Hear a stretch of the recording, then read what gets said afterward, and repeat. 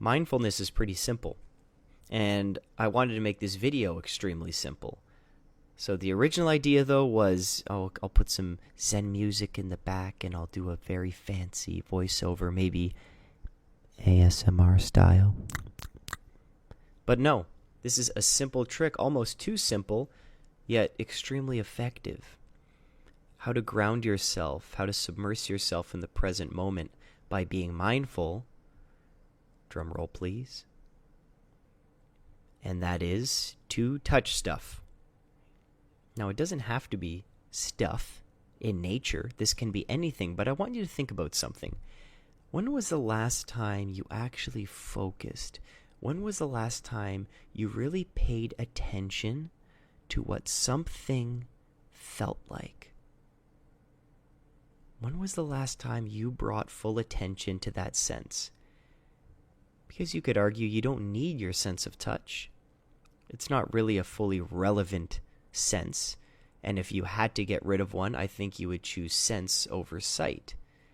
But when we talk about mindfulness, when we're talking about how to really notice what is happening right now, using this sense can really ground us.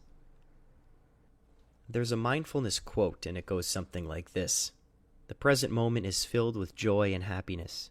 If you're attentive, you will see it." And I realize that in the theater of our minds, that we can entertain ourselves. We can think about future scenarios, what we could have said, what we should have said, what we could have done, what we should have done, and it can be pretty entertaining.